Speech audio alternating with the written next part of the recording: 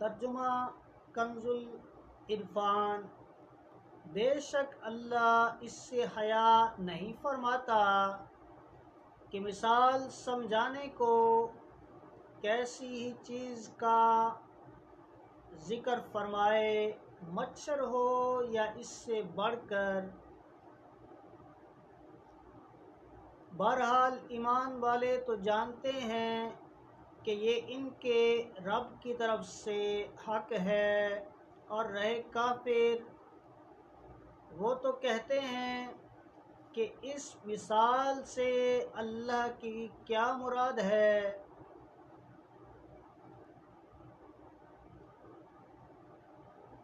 اللہ کی مراد کیا ہے؟ اللہ بہت سے لوگوں کو اس کے ذریعے گمراہ کرتا ہے اور بہت سے لوگوں کو ہدایت عطا فرماتا ہے، اور وہ اس کے ذریعے صرف نافرمانوں ہی کو گمراہ کرتا ہے۔ ان اللہ لا یستحیی، بے شک اللہ اس سے حیا نہیں فرماتا۔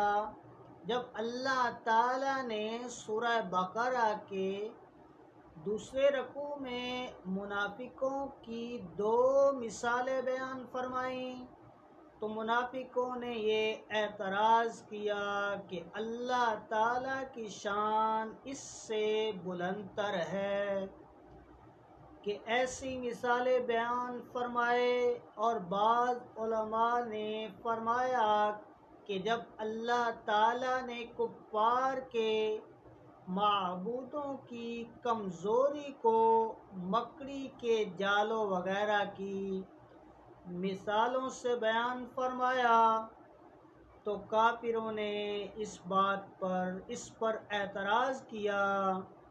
اس کے رد میں یہ آیت نازل ہوئی۔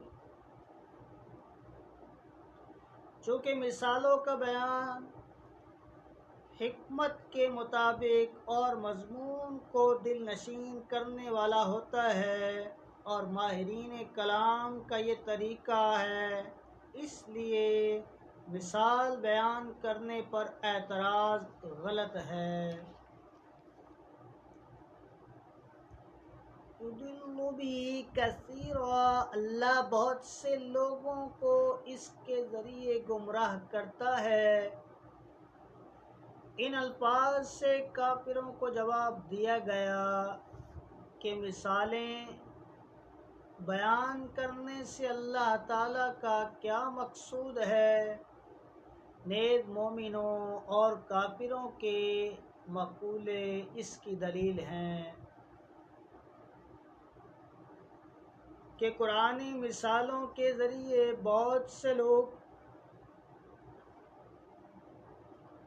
گمراہ ہوتے ہیں جن کی عقلوں پر جہالت کا غلبہ ہوتا ہے، اور جن کی عادت صرف ضد، مقابلہ بازی، انکار اور مخالفت ہوتی ہے، اور کلام کے باطل معقول، مناسب اور مواقع محل کے مطابق ہونے کے باوجود وہ اس کا انکار کرتے ہیں۔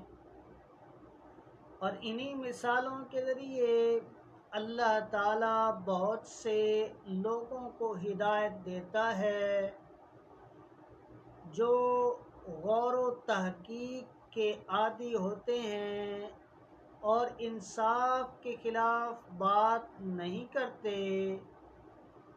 جو جانتے ہیں کہ حکمت یہی ہے کہ عظیم المرتبہ چیز کی مثال کسی قدر و قیمت والی چیز سے، اور حقیر چیز کی مثال کسی ادنیٰ شے سے دی جاتی ہے، جیسا کہ اوپر آیت میں 17 میں حق کی مثال نور سے اور باطل کی مثال تاریکی سے دی گئی ہے۔ نزول قرآن کا اصل مقصد تو ہدایت ہے، لیکن چونکہ بہت سے لوگ اپنی کم فہمی کی وجہ سے قرآن کو سن کر گمراہ بھی ہوتے ہیں، لہذا اس اعتبار سے فرمایا کہ قرآن کے ذریعے بہت سے لوگ گمراہ ہوتے ہیں۔ وَمَا يُضِلُّ بِهِ إِلَّا الْفَاسِقِينَ، اور وہ اس کے ذریعے صرف نافرمانیوں ہی کو گمراہ کرتا ہے۔ شریعت میں فاسق اس نافرمان کو کہتے ہیں جو کبیرہ گناہ کا مرتکب ہو۔ فسق کے 3 درجے ہیں۔ ایک تغابی، وہ یہ کہ آدمی اتفاقیہ کسی کبیرہ گناہ کا مرتکب ہو جائے اور اس کو برا ہی جانتا رہا۔ دوسرا انہماک، کہ کبیرہ گناہوں کا عادی ہو گیا اور اس سے بچنے کی پرواہ نہیں کرتا۔ تیسرا جحود، کہ حرام کو اچھا جان کر ارتکاب کرے، اس درجہ والا ایمان سے محروم ہو جاتا ہے۔ پہلے 2 درجوں میں جب تک سب سے بڑے کبیرہ گناہ یعنی کفر و شرک کا ارتکاب نہ کرے وہ مومن و مسلمان ہے۔ مذکورہ آیت میں فاسقین سے وہی نافرمان مراد ہیں جو ایمان سے خارج ہو گئے۔